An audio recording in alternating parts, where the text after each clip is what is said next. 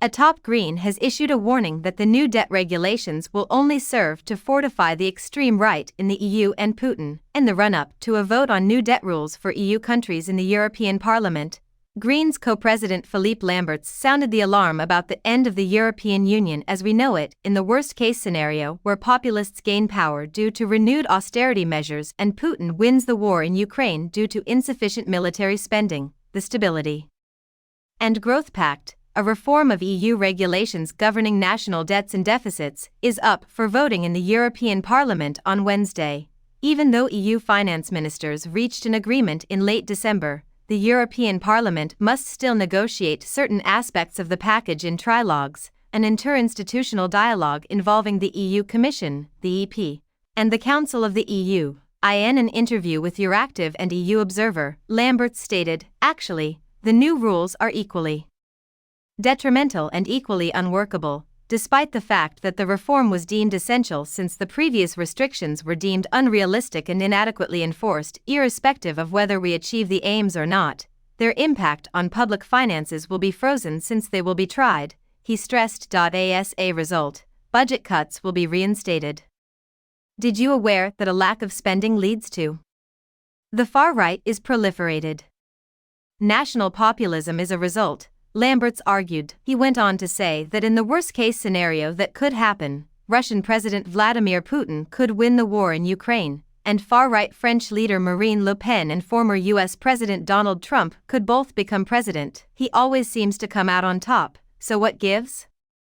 Because Trump withdraws support for Ukraine and we have chosen not to back our claims with action, we have essentially let Ukraine down, Lamberts stated. As we know it, the European Union has come to an end.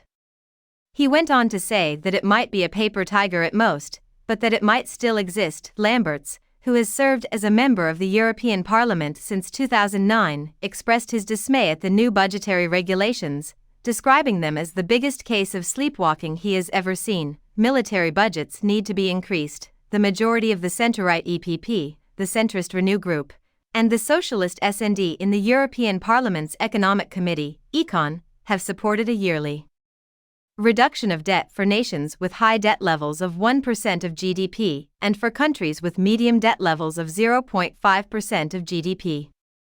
I am confident that next week the European Parliament will adopt its position on the long-awaited and much-needed reform of EU fiscal rules, stated SD top negotiator Margarita Marquez on Friday. The necessity to raise military spending in the next years, according to Lamberts, would necessitate higher public debt levels. It might be unusual for a Green to say that, but we need to invest substantially more in defense with a war at our border, he stated. We are facing a wall of 2% of GDP extra investments each year until 2050 when factoring in the additional public investments required for the green transition, according to Lamberts. A wealth tax, he continued, will never bring the 2% we need, notwithstanding his desire for a greater wealth tax. Reducing social expenditure is one option. But then the question is the social acceptability of these measures in Europe and the impacts they would have politically. That adds up to the last possible option, which is more debt, Lamberts said. Grand bargain following the EU election. After the parliamentary vote, EU institutions will begin negotiations in the hopes of concluding them before the European elections. Lamberts, however, has threatened to do whatever I can to derail the process and to ensure that there is no deal, because we cannot afford to have a bad deal. On the contrary, following the June EU elections, he is hoping for a grand bargain over public budgets, even though the Greens' polling numbers are significantly lower than they were in the last EU election in 2019 and the far-right forces are at an all-time high. Lamberts is holding out hope that post-election negotiations over budget regulations will lead to a settlement that he can support. Lamberts used Italy as an example of the right's perspective on austerity measures, stating that Meloni said yes in the council, but Lega said no, and that the parliamentary group of Lega, voted against the measure.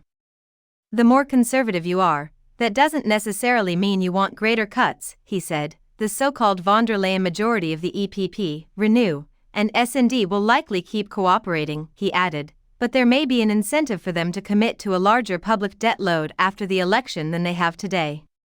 Some major climate catastrophes, Trump's election, and Ukraine's loss are a few things that come to mind, he continued. You have to do whatever it takes there, he admonished. What I'm experiencing now is more of a let's get back to normal than anything like that. However, he did mention that many people are aware that the status quo will no longer be considered normal.